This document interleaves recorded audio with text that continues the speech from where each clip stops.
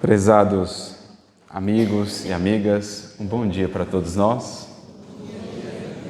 Que Jesus nos abençoe com a sua paz, que a todos nos envolva com seu imenso amor. Para mim, para a Flavinha, para o Timóteo, é uma alegria poder retornar a Avaré depois de alguns anos, 8 anos, desde a nossa última visita a essa cidade que nos é tão querida. E, em especial, nesta ocasião, em decorrência da 10ª edição do Encontro Herculano Pires, nesta justa, necessária homenagem que é feita ao filho ilustre desta cidade, que tanto legou ao nosso movimento espírita, em termos de compreensão da magnitude da obra de Kardec, da finalidade, da função do Espiritismo na vida de cada um de nós e também junto à humanidade. É preciso conheçamos esses grandes nomes, essas vidas tão fecundas de nosso movimento, para que nós, os que agora estamos com o bastão, possamos fazer com cada vez mais qualidade e consciência a parte que nos cabe. Reparava ali a frase selecionada de Herculano, quando, falando a respeito do centro espírita, ele menciona que se de fato compreendêssemos o que é um centro espírita, qual é a sua proposta, a sua função, o seu objetivo, talvez hoje o Espiritismo seria o maior movimento cultural e espiritual da humanidade. Caminhamos para isso porque o Espiritismo trata daquilo que está na lei divina e é inexorável, o progresso se fará.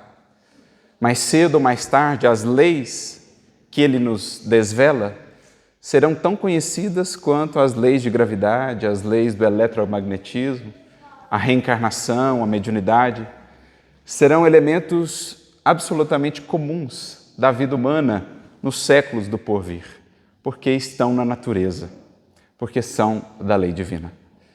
E é nesse esforço que nos cabe contribuir para que o Espiritismo se engrandeça em nossas vidas, para que o consigamos também comunicar para além dos arraiais espíritas, através de uma vida que expresse a grandeza ou o poder transformador do Espiritismo em uma existência, e para que consigamos também fazer as devidas conexões com outros movimentos intelectuais, enfim, com o horizonte de pensamento e compreensão humana, fazermos ali a contribuição que o Espiritismo tem a realizar, alargando enormemente as perspectivas para a humanidade. Então, sinto-me muito feliz, muito honrado em poder participar dessa edição, agradecendo desde já pelo carinho e esperando contribuir de alguma maneira com reflexões que sejam úteis a todos nós. E já que o tema central do nosso evento é a educação do espírito, com E maiúsculo, espírito aqui no sentido de ser espiritual, um primeiro ponto que nos veio à mente quando considerávamos esse tema é uma pequena mudança nessa palavrinha final. Espírito com E maiúsculo para espírito com E minúsculo. Por quê? Porque a educação do espírito, ser, começa por uma educação do espírito com E minúsculo, que significa do pensamento, do conjunto, do acervo de ideias que estabelecem para o ser um horizonte de buscas, de metas. Não por acaso, nosso querido benfeitor Emmanuel tem uma obra fantástica, intitulada Pensamento e Vida. 30 capítulos, uma obra relativamente curta.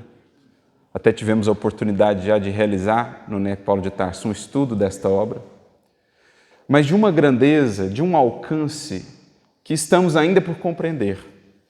Ele chega a dizer que ela é uma espécie, a obra que chegou até nós aqui no plano dos encarnados, ela deriva de uma espécie de cartilha para os que viriam a encarnar, para que, estando no mundo, não se esquecessem ou não nos esquecêssemos de viver em espírito, como espíritos. Então, esse livro, Pensamento e Vida, ele é um manual de educação do espírito com E minúsculo, que prepara, que estrutura a educação do espírito com E maiúsculo. Porque sem renovar o quadro de pensamentos, a estrutura do pensamento do ser, nós não renovaremos a sua vida. ele ficará gravitando em torno das mesmas buscas, dos mesmos ideais, das mesmas questões seculares, milenares, a que tem estado vinculado. O próprio Emmanuel, em uma outra mensagem, no livro Caminho, Verdade e Vida, nos dirá que existem muitos e muitos espíritos que, de existência em existência, de corpo em corpo, permanecem no mundo por milênios com as mesmas recapitulações dolorosas. Porque falta a esse espírito horizontes que o estimulem a buscar outras coisas, outros valores. E assim ele fica como que num círculo vicioso. Então a gente precisa entender o Espiritismo fundamentalmente como uma proposta de educação do espírito, com E minúsculo, que vai nutrir, que vai estruturar a educação do espírito, com E maiúsculo, que é o ser espiritual. E aí nós vamos trabalhar as ideias fundamentais do Espiritismo, com as quais ele vai fecundar a mente do ser encarnado. Os valores de que ele vai tratar, as leis que ele vai desvelar, as crenças que ele vai estabelecer nessa mente. Porque o espírito não vai buscar, não vai se esforçar por desenvolver aquilo que ele ignora. Essa é uma premissa básica. Antes de mais nada, ele precisa conceber a realidade daquilo que ele vai buscar. Se ele nunca ouviu falar dessa vida que transcende, da imortalidade, de todos os quadros que a compreensão da imortalidade descortinam, se ele apenas ouviu falar, mas nunca se aprofundou na importância dos princípios universais que estão no Evangelho, no impacto positivo, libertador que esses princípios terão na sua vida ou para a humanidade como um todo, se ele nunca acessou isso, como ele sequer vai conceber e se dispor a buscar isso? É preciso primeiro fecundar a sua mente com esse novo espírito, isto é, com esse novo conjunto de ideias, de paradigmas, de valores. Por isso as revelações, por isso o intercâmbio com o mundo espiritual que, num contexto de regeneração da humanidade, vai cada vez mais se ampliando. Sempre existiu em todos os tempos da humanidade, mas com o advento do Consolador entramos em um novo tempo, para que as luzes do mais alto possam cada vez mais fecundar a mente, o espírito, no sentido de pensamento, dos que aqui estamos encarnados, para que sintamos-nos impelidos, então, a buscar isso. Por isso, eu me lembrei de um texto de Kardec, muito interessante, que está no livro Obras Póstumas. Já no finalzinho do livro, nós temos um texto ali chamado Credo Espírita. E Kardec ele vai falar dos fundamentos, dos princípios que estão por detrás do trabalho transformador do Espiritismo, seja do indivíduo, seja da sociedade. Claro, a transformação da sociedade como uma consequência da transformação do indivíduo. Mas em determinado momento desse texto, há um parágrafo aqui que eu creio é fundamental para nós, porque ele vai falar das crenças. E no contexto do Espiritismo, em geral, quando a gente ouve essa palavrinha crença, a gente a recebe assim com uma certa resistência, já com um aspecto negativo, porque estamos acostumados a falar de uma fé raciocinada, de uma fé embasada na razão. Então a crença, meramente crença, nos parece insuficiente, de fato é. Só que antes de chegarmos à vida transformada do indivíduo, ele precisou acreditar naquilo que ele buscou desenvolver. E isso, por si, já é uma imensa contribuição para o espírito. Porque imagina só, o espírito que vive quase que exclusivamente para o atendimento das necessidades fisiológicas. Ele sequer crê na existência de leis que regem a sua vida, muito menos crerá que atender a essas leis pode ser imensamente benéfico para ele, para a sua família, para a sociedade. Se ele não crer nisso, ele não vai investir nisso. De modo que, por detrás de toda realização humana, há uma crença.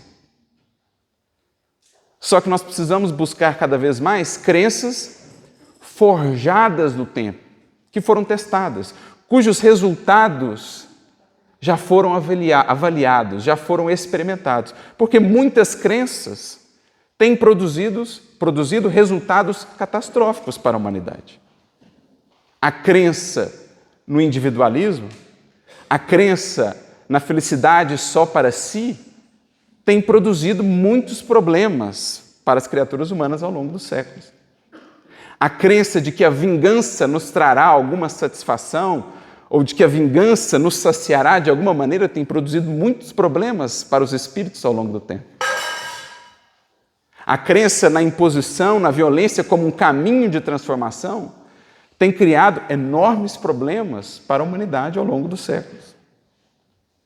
Como eu ouvi um amigo comentar esses dias, o ódio ao longo dos milênios tem criado muitos problemas, mas não tem resolvido nenhum.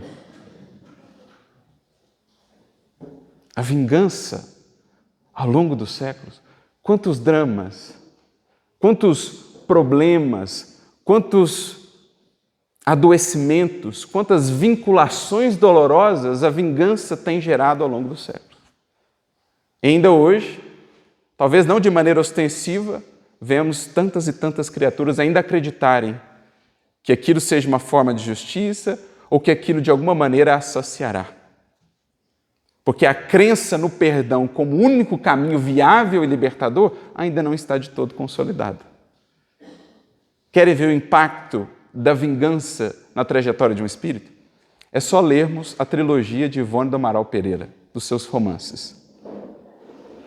Quando lá, no primeiro livro da trilogia, ela descreve a sua situação quando, tendo sido seu irmão assassinado em decorrência de perseguições religiosas, de conflitos religiosos, ela insiste na vingança como um caminho de, alguma maneira, satisfação para ela.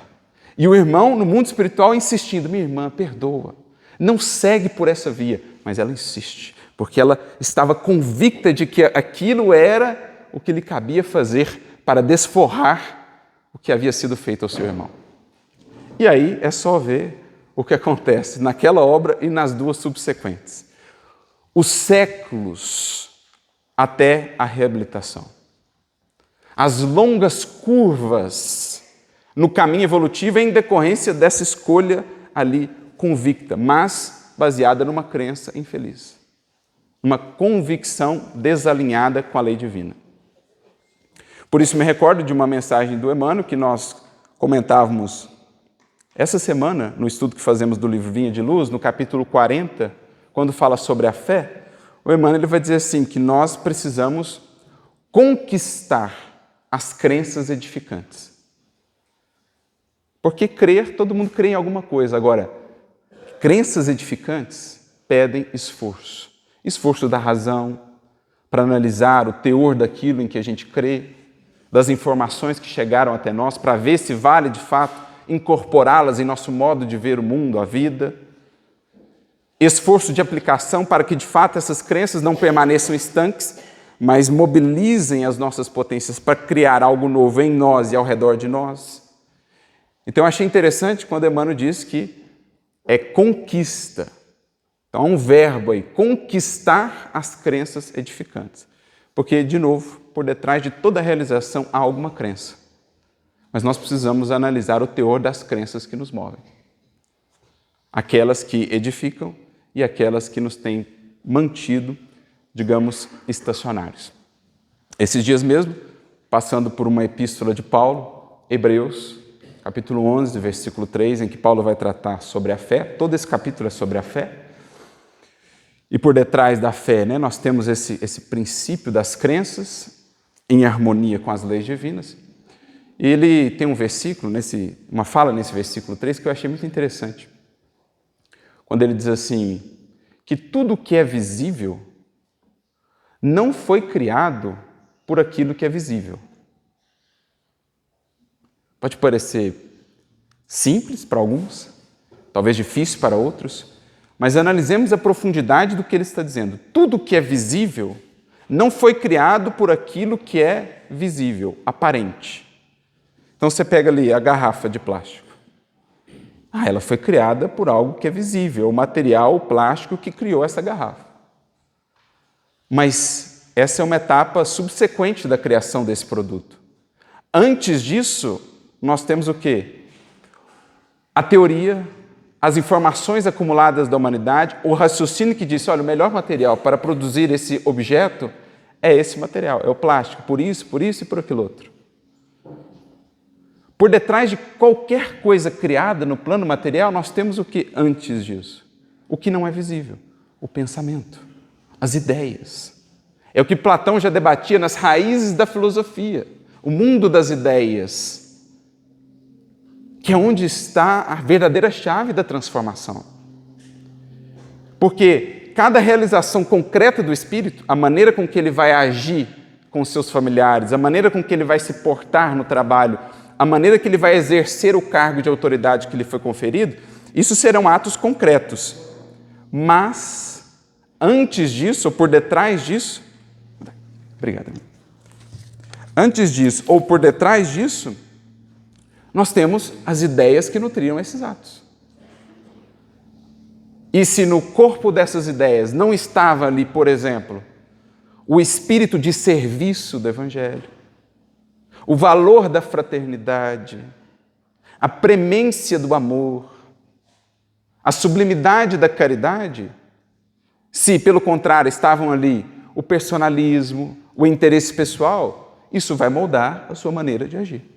Então, tudo que ele vai fazer de concreto tem, por raiz, algo que não é visível, que não é patente. E ali está a chave da transformação. É preciso mudar nele aquilo que não é visível, que está por detrás dos atos visíveis. É preciso mudar nele suas crenças, os seus valores.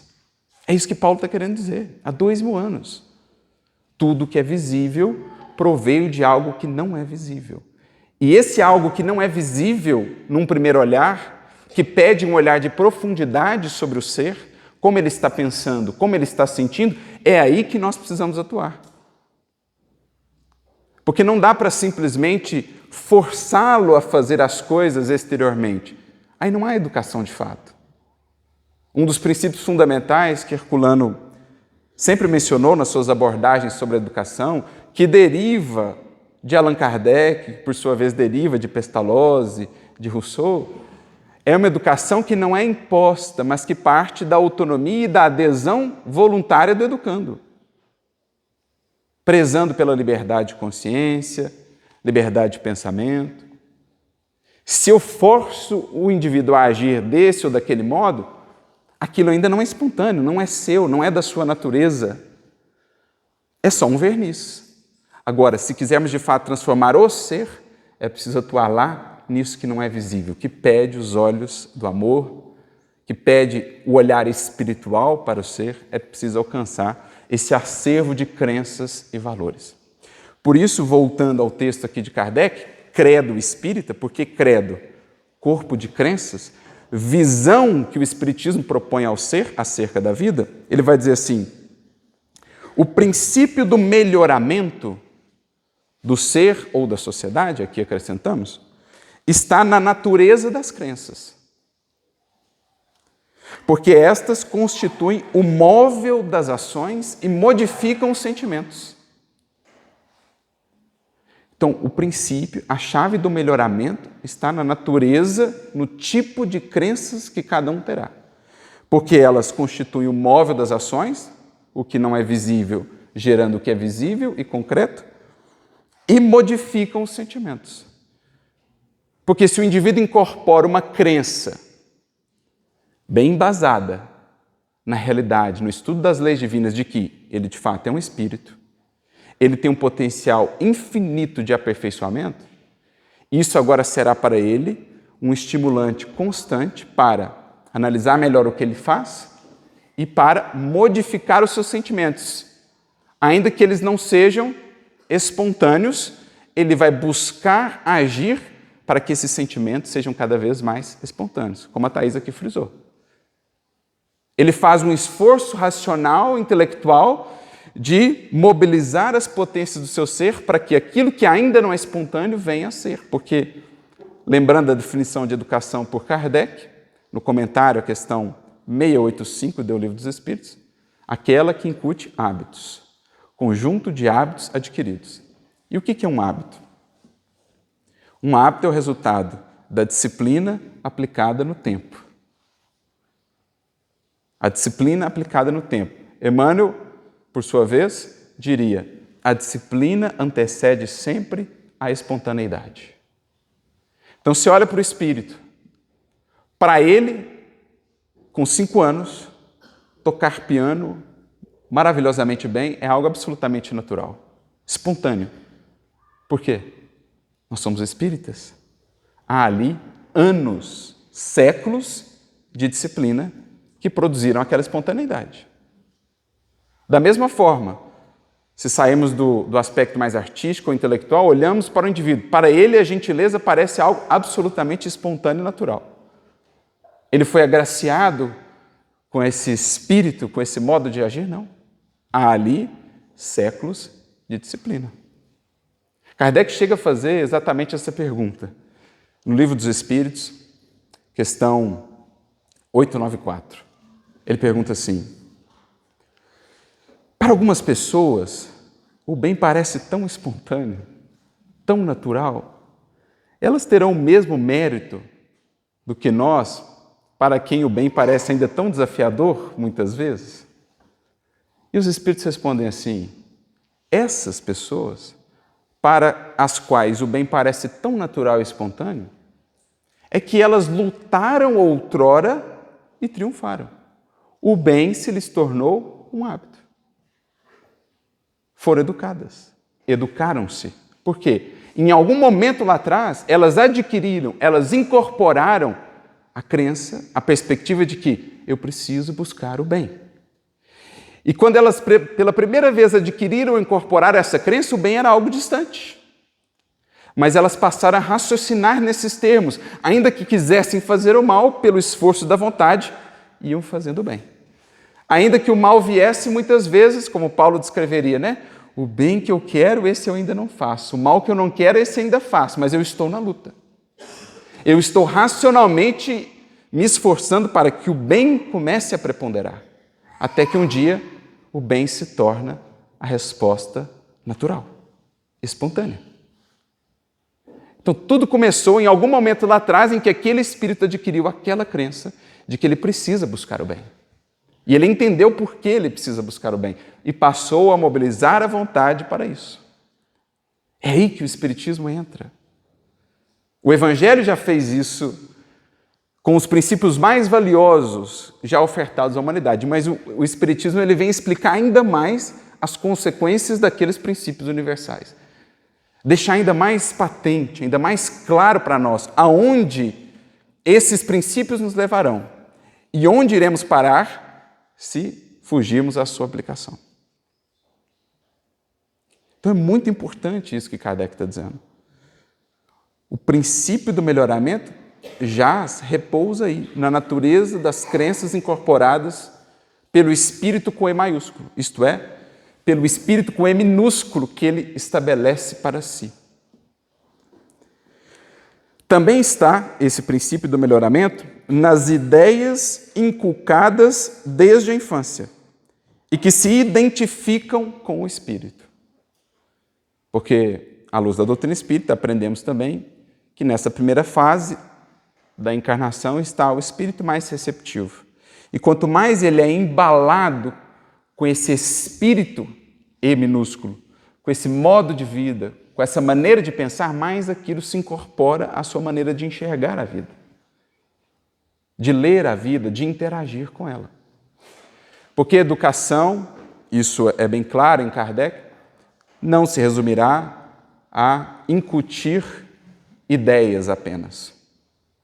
A instrução. Kardec chega a utilizar a palavrinha arte para se referir a educação, porque ele entendia a educação também como uma sensibilização do ser. Então é interessante porque eu me lembro de ler o primeiro livro dele, ainda com 24 anos apenas, longe de ser Allan Kardec, quando ele ainda era um educador já, né, formado, mas um educador iniciando, desenvolvendo seu trabalho ali na França. Ele escreve um livro com propostas de melhoria para a educação na França. E você lê alguns trechos desse livro de Kardec, que é disponível, a gente consegue acessar, você vê muito daquilo que ele comentaria sobre a educação depois, já com o Espiritismo. É como se os princípios já estivessem ali. As ideias que os Espíritos trouxeram só vieram reforçar. E uma das coisas que ele fala a respeito da educação é que ela gravita muito em torno do que ele chama de impressões. Isto é, a atmosfera com que você envolve a criança. O espírito com o qual você convive, com o qual você quer contribuir no seu processo educativo, essa atmosfera de impressões com a qual você envolve é essencial para o processo educativo. Então você pensa, no âmbito do lar, a educação está no momento do conselho, no momento do dizer não, no momento do dizer sim, porque não, porque sim, mas ela começou antes, no clima de otimismo, de esperança, por exemplo, com que você envolve esse espírito no lar. Então você pensa um lar que ele está com a atmosfera carregada de azedume, de revolta, de mágoa, mas aí a gente quer falar para o espírito, não, a gente aprendeu no Evangelho que é perdoar. A gente aprendeu no Evangelho que é caridade, é indulgência. Mas a atmosfera reinante é de azedume. Na mesa da refeição, os comentários são maledicentes. Na convivência diária não há um mínimo de leveza, de gentileza. Como educar esse espírito se ele está integralmente envolvido por essa atmosfera de impressões? Porque, sobretudo nessa fase inicial, como dizíamos, aprendemos com o Espiritismo, o espírito é tal qual uma esponja, profundamente receptivo àquilo com que ele será orientado pelo verbo, pela orientação, mas também aquilo com que ele será cercado pelas vibrações ali estabelecidas. Então, o que Kardec está dizendo? Isso vai se identificando com o espírito. Quanto mais ele convive com aquilo, mais aquilo molda a sua maneira de ser para o futuro. Ele vai observando pai, mãe, ou os espíritos, por exemplo, que comparecem a uma reunião mediúnica, eles vão observando a vida dos médiuns, a vida do dialogador, e aquilo vai, de alguma maneira, criando impressões. Aquilo vai, de alguma maneira, encontrando brechas, frestas, para inculcar naquele espírito um novo modo de sentir, um novo modo de pensar. Está ainda nas ideias que o desenvolvimento ulterior, posterior, da inteligência e da razão podem fortalecer, nunca destruir. Então, o desenvolvimento posterior da inteligência, da razão, vem fortalecer esse trabalho anterior das impressões, da sensibilização. Então, de nada adianta eu tentar argumentar indefinidamente com aquele espírito se ele nunca sentiu a vibração daquilo que eu quero incutir nele. Então, eu quero frisar com ele a importância da caridade, mas ele não tem sentido essa vibração. Então, a porta permanece cerrada. Difícil será. Porque está aí o segredo das grandes almas, dos grandes educadores. Mais uma vez, retomando Herculano, que pensava a educação como essa conquista do educando para a sua autoeducação, portanto, uma proposta de autonomia, entendendo que só o espírito em si mesmo pode realmente se transformar, mas ele dizia que uma das bases desse processo é justamente a criação ou estabelecimento do vínculo de afeto, que predispõe esse espírito a ouvir as ideias, a acolher os exemplos. E está aí o grande segredo dos maiores educadores que temos visto, o Cristo acima de todos. Estabelece o vínculo de afeto pelo exemplo, pela vibração de amor, e depois as ideias chegam encontrando uma porta aberta, mais espaço para o acolhimento. A importância, portanto, de juntarmos, quando o assunto é educação, as duas coisas. A dimensão racional, as ideias que serão incutidas, mas numa via de afeto que foi construída, que foi estabelecida. Eis a educação como a entendia Kardec, como a entendia e a propunha o próprio Divino Mestre. É pela educação, complementa ou conclui esse parágrafo Kardec, é pela educação, mais do que pela instrução, que se transformará a humanidade. Então, o primeiro ponto que a gente queria destacar, o eixo da nossa reflexão, em torno da educação do espírito com E maiúsculo, é a importância da educação do espírito com E minúsculo. É preciso saibamos fecundar o espírito, o modo de pensar dos educandos, das novas gerações, para que, como horizontes, abarquem agora essas buscas de ordem mais transcendente, de ordem espiritual, para que entendam, para que saibam das imensas potencialidades que trazem em si, para que então possam considerar isso em suas buscas. Porque em não vislumbrando isso, sequer direcionarão esforços e energia para esse tipo de buscas.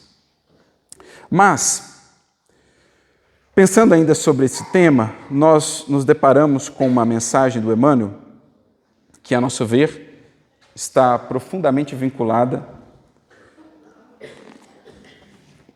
com esse conceito de educação que aqui mencionamos, à luz do Espiritismo e do Evangelho, que envolverá essas duas dimensões.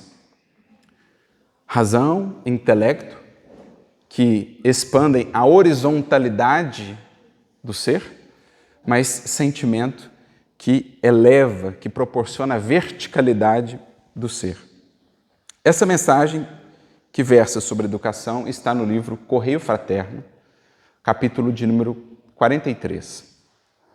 E já o título dela é bastante elucidativo, porque o Emmanuel coloca assim o título: Aprendamos servindo. Essas duas palavras podem, a princípio, se apresentarem apenas belas, mas há muito por detrás da escolha desse título. O Emmanuel, como temos aprendido nos estudos com ele ao longo dos anos, ele não desperdiça palavras. Ele, às vezes, diz muito só pela duplinha de palavras, pelo conjunto de palavras que ele escolhe para descrever um tema, um assunto, por exemplo. Então, aqui, ele coloca o verbo aprender junto do verbo servir. É como se ele estivesse vinculando para nós instrução, ou mais do que isso, educação, ao verbo servir. E aqui a gente alcança outro eixo central da educação à luz do Evangelho, conforme aquilo que nos apresentou o maior de todos os mestres. Por quê? Falando de educação à luz do Espiritismo, é preciso, lembremos-nos, qual é o maior adversário dela? Qual a maior antítese ou o maior desafio à educação do ser espiritual? Isso está lá no próprio Livro dos Espíritos, quando Kardec vai falar do egoísmo, especialmente na questão de número 917. Ao comentar a questão, depois da resposta de Fénelon, ele vai dizer que o principal antídoto para o egoísmo, que é de todos os vícios o mais radical, o mais destrutivo, aquele com as consequências mais infelizes para o ser, de todos eles é o egoísmo, e o principal antídoto para esse vício é justamente a educação. Kardec vai comentar nesses termos. Mas o que é o egoísmo? Para a gente entender a educação, a gente precisa entender aquilo que ela vai combater, o egoísmo. E Kardec vai dizer assim, ou melhor, os espíritos, na resposta a essa questão 917, que o egoísmo, ele é muito difícil de ser superado porque ele se assenta na influência da matéria, que em nosso estado, mais próximos da origem, do começo da jornada do que do fim, essa influência da matéria é ainda muito presente, muito influente para todos nós. Por isso, tão difícil é o egoísmo de ser superado, porque a influência da matéria é ainda muito impactante para o espírito encarnado, para suas escolhas, para a sua maneira de pensar. De modo que um ponto a combater é justamente essa influência da matéria, para que ela não seja mais tão determinante na vida do espírito. Para que, estando no mundo, como dizia Jesus, ele viva como quem sabe que não é daqui. Eu estou no mundo, mas não sou do mundo. Vós, fala ele referindo aos seus discípulos, também, cedo ou tarde entendereis que estão no mundo, mas dele não são. Que o vosso modo de agir, a vossa maneira de pensar não pode estar estruturada conforme uma visão que se baseia muito mais no corpo, nas conquistas aqui no mundo material, do que no espírito e nas conquistas espirituais. Então, um dos pontos fundamentais da educação, de fato, do espírito, educação espiritual, é combater a predominância da matéria.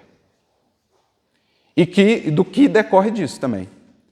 Porque se a matéria prepondera também aquilo que diz respeito a ela. Então, a personalidade preponderará em relação ao espírito. E quanto mais prepondera a personalidade, quanto mais prepondera o que é material, o que é efêmero, em detrimento àquilo que é espiritual, atemporal, universal, mais o egoísmo ganha terreno, mais surgem os problemas que ainda infelicitam a humanidade nos dias de hoje.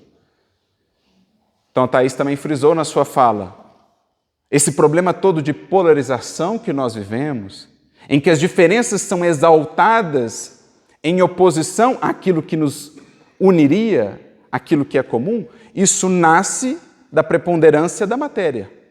Porque quem frisa a matéria, quem exalta a matéria, o que é material, vai exaltar aquilo que diferencia-nos. Mas quem exalta o que é espiritual, vai encontrar aquilo que nos une. Quanto mais mergulharmos na matéria, mais preponderará em nosso olhar, em nossa maneira de agir, aquilo que nos diferencia. Aquilo que são circunstâncias transitórias. A crença que eu tenho, a cultura, o aspecto cultural que eu tenho, a visão política que eu tenho, a própria cor da pele. Quanto mais a gente deixa a matéria preponderar, mais isso se torna importante. Quanto mais o espírito com as coisas espirituais cresce, mais a gente caminha para uma proposta, uma experiência de universalidade. Já disse um grande sábio, teólogo, uma frase que é muito elucidativa, ele dizia assim, tudo que sobe converge. Então, se existem ainda tantas divergências, e não há problema em si na divergência, é que, em geral, ela caminha para uma dissidência, para uma briga mesmo, né? Para um apartamento do sentimento, para um distanciamento do sentimento. A divergência, o debate em si não seria problemático. O problema é que isso gera choques, discórdias, que aí sim são muito comprometedores para o indivíduo, para a sociedade. Então, quanto mais rasteiros estamos, mais há ênfase nas divergências. Quanto mais subimos em espírito, naquilo que pensamos, naquilo que compreendemos, mais conseguimos trabalhar aquilo que converge, apesar das diferenças. Então, esse é daquela cultura, de outra cultura, mas em se vendo como espírito, as diferenças se apagam, porque agora importa, acima de tudo, os valores do espírito. É algo que Paulo, por exemplo, outro grande educador, precisou trabalhar muito ao seu tempo, porque no próprio seio do cristianismo surgiu aquela divergência, né? Aquele embate entre os que vinham do judaísmo e os que vinham de outras culturas, os chamados gentios. E tinha um pessoal que tinha imensa dificuldade em acolher os gentios. E Paulo precisou falar, gente, se a gente for ficar dando mais importância ao que é material, nós não estaremos entendendo a lição de Jesus. Vocês estão tão preocupados se o indivíduo vai ter que circuncidar ou não, se ele vai ter que seguir regras exteriores de culto ou não, quando o que mais importa é a circuncisão do coração. É o espírito renovado em Cristo. Porque em Cristo não há judeu nem grego. É Cristo em tudo e em todos. Em Cristo não há homem nem mulher. Há espíritos. Então isso é dos tempos de Paulo.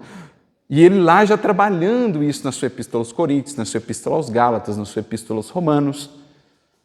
Vamos viver em espírito, gente, vamos andar em espírito. Quanto mais divergências encontrarmos, e é o quadro que vemos da humanidade, isso é um indicativo do quanto ainda estamos arraigados na matéria.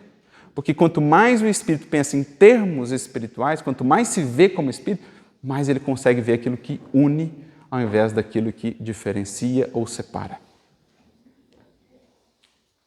Então é um eixo, um ponto central que Kardec e os espíritos vão dizer.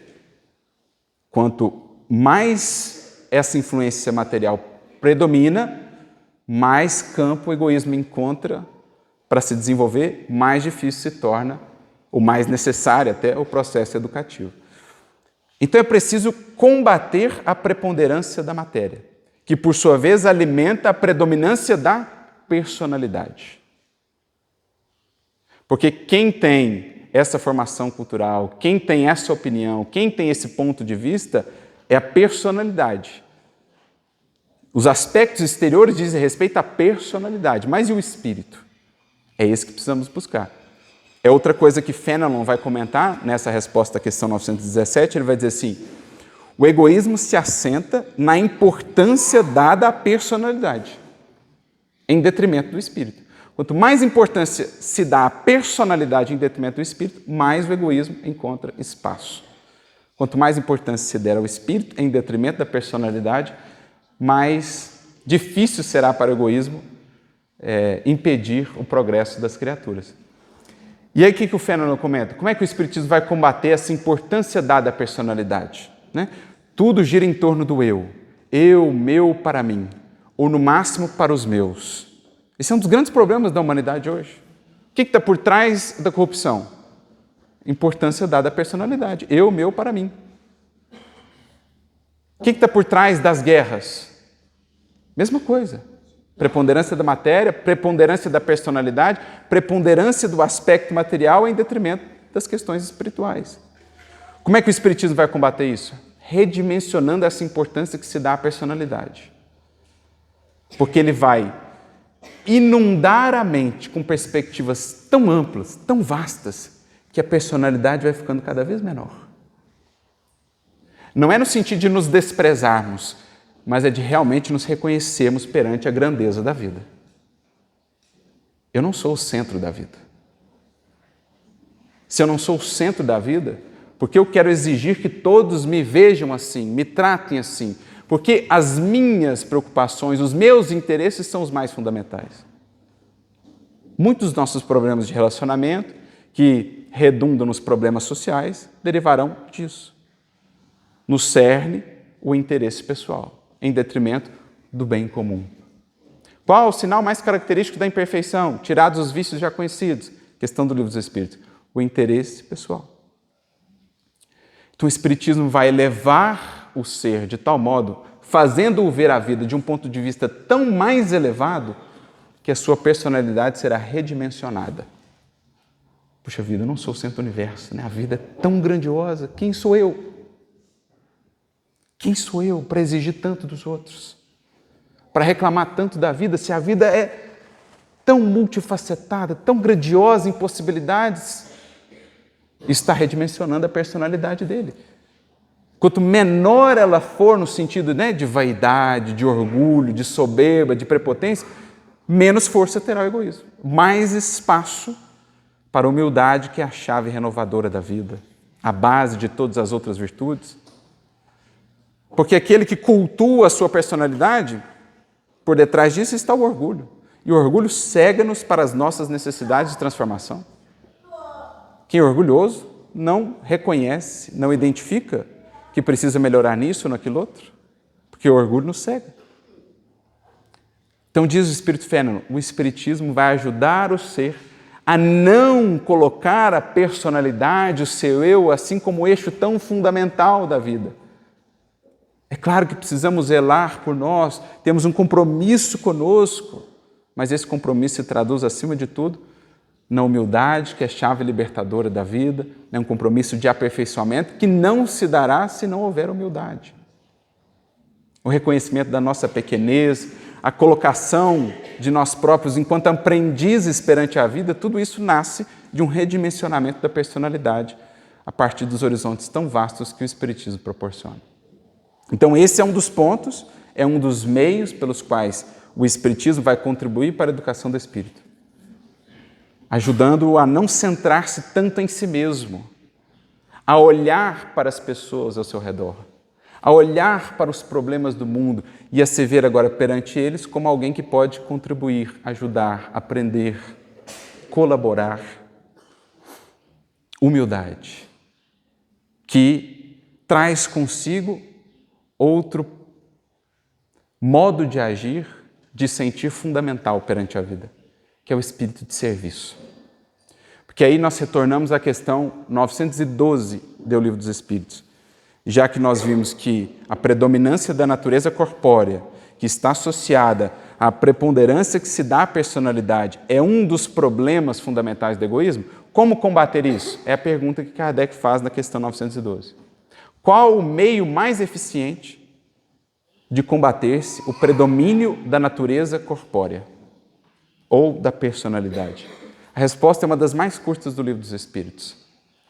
Praticando a abnegação. Ou seja, qual a melhor escola para vencer o egoísmo que atravanca a educação do ser? Praticar a abnegação. Qual que é a principal mensagem do Evangelho? Vá servir, meu filho, minha filha. Essa é a melhor escola em que você pode investir para o seu ser espiritual. Não há educação efetiva sem espírito de serviço. Porque é no espírito de serviço que nós mais vencemos esse culto do eu. Porque no espírito de serviço, realmente com Cristo, você não está ali para cobrar. Você não está ali para exigir. Você não está ali para ser o centro do mundo. Você está ali para servir. Você é o que serve. Eu me lembro de Vicente de Paulo, um dos maiores servidores que esse mundo tem visto, benfeitor espiritual, amigo espiritual de Eurípides Barçanufo.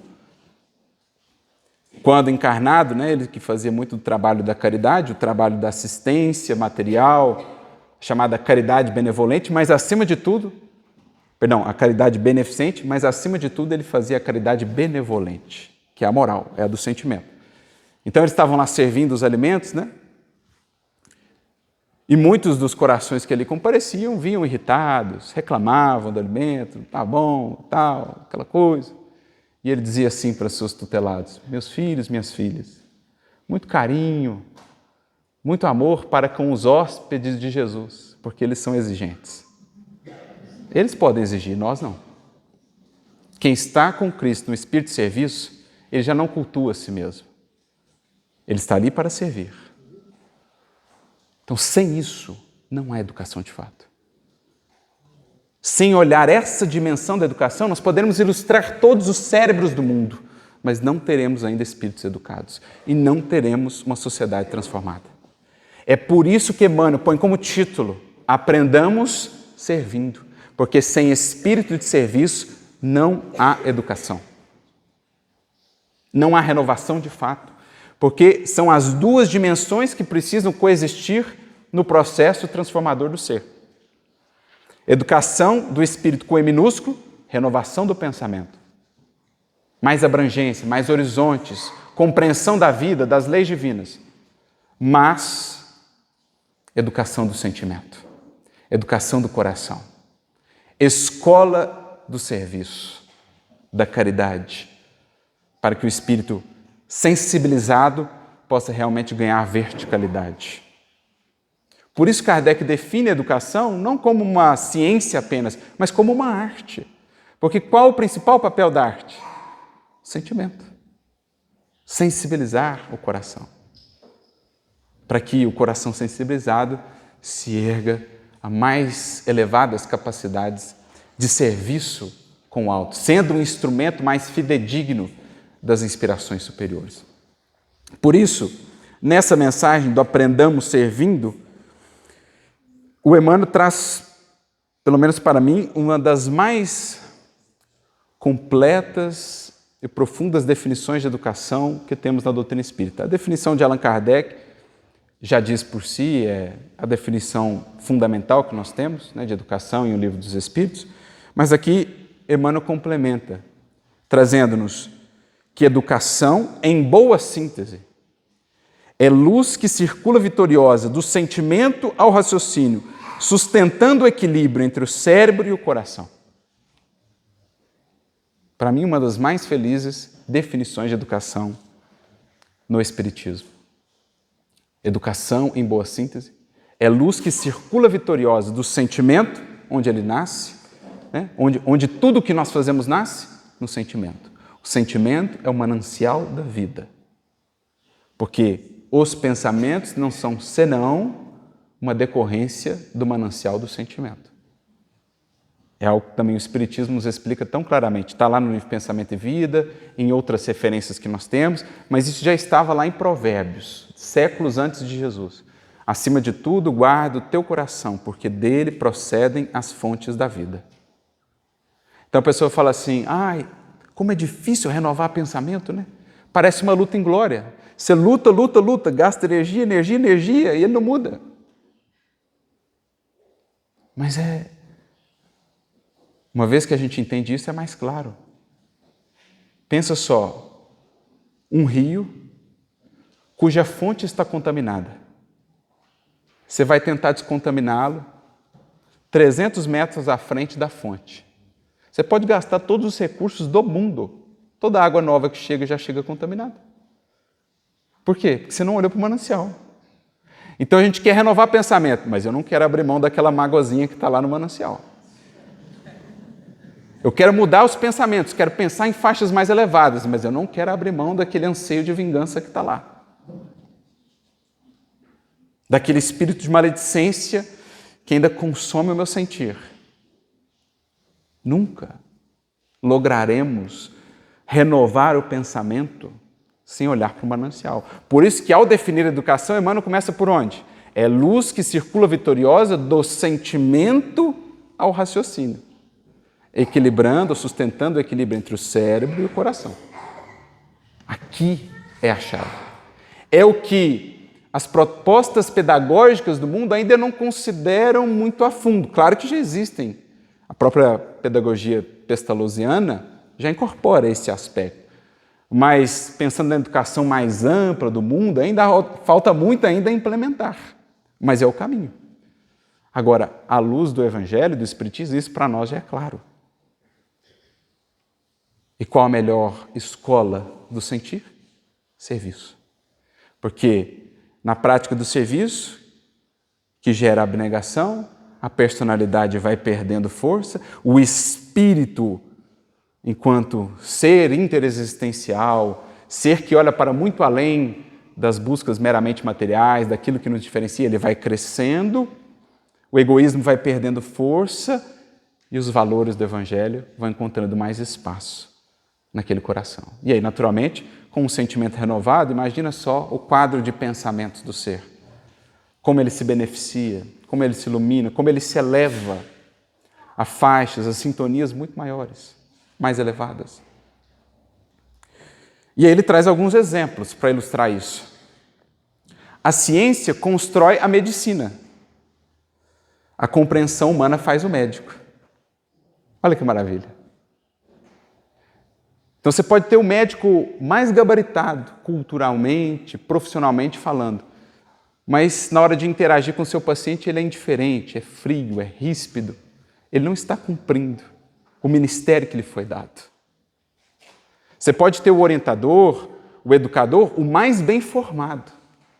Se ele não tiver apreço, amorosidade pelos seus educandos, ele terá muito menos eficiência e alcance do que aquele que ama. Aliás, essa foi até uma discussão que certa feita surgiu. Herculano, Chico, o pessoal que estava ali debatia a questão da evangelização espírita, se era preciso ou não ter formação pedagógica para ser evangelizador espírita e tal. E aí ficou aquele debate, E aí perguntaram a Chico para que ele interagisse lá com o Emmanuel para ouvirem a resposta do Emmanuel. E aí, a gente tem ou não que estabelecer isso aí como critério?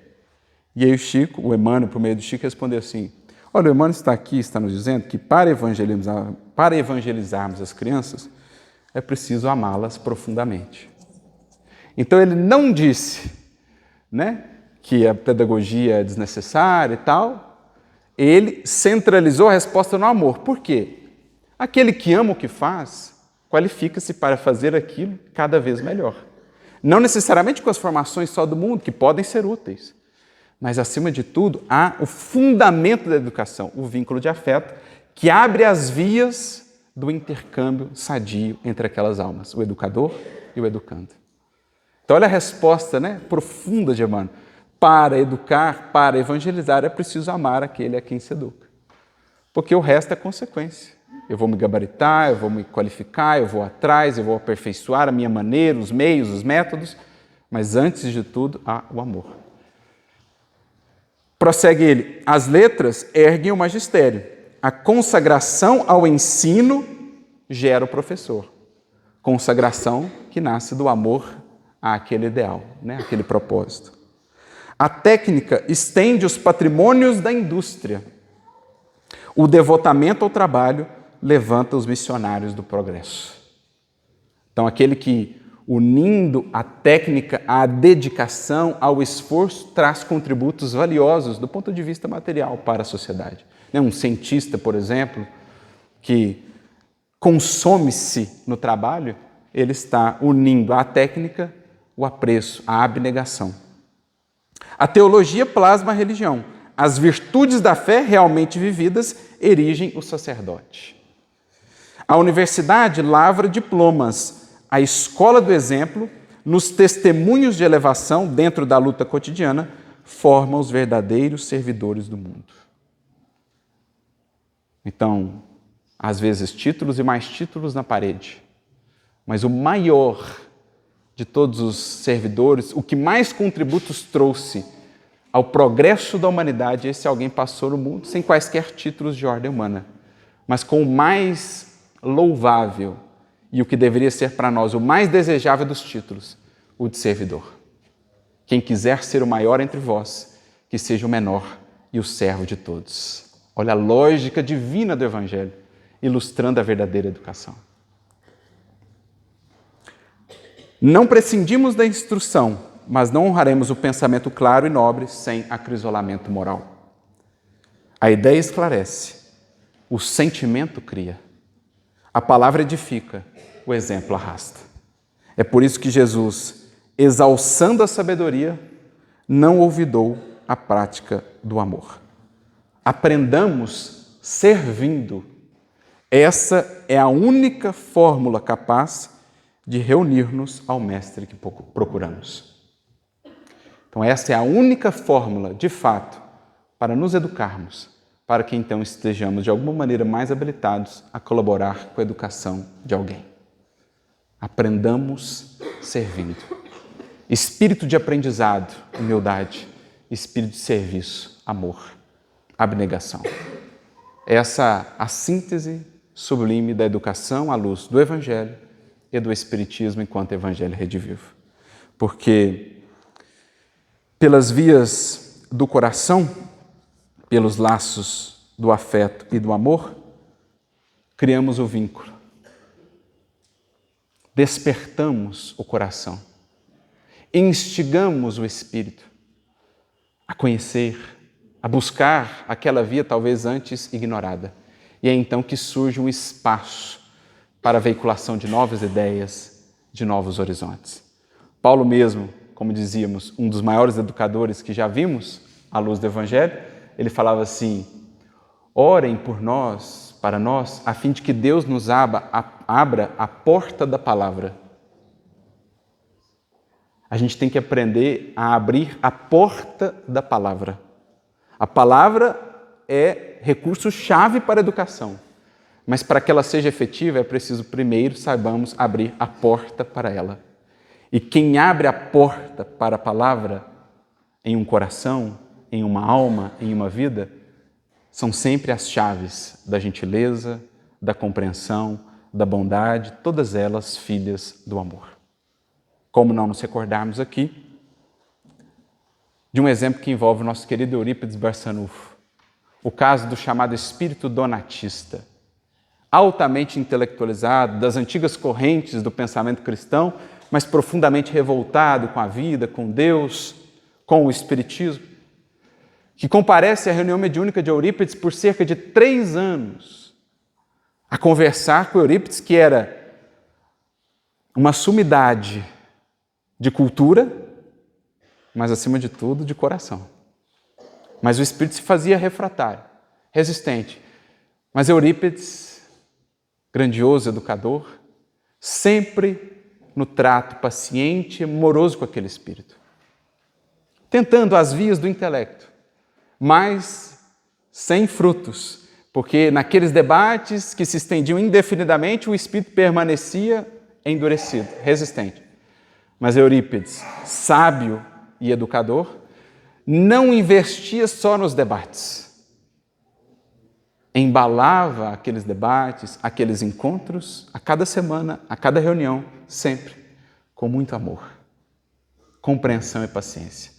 Até que, passados 3 anos, chega um dia em que Eurípides o convida, ao donatista, a uma oração a Deus. Ele, ainda revoltado, diz: não acredito nessas coisas.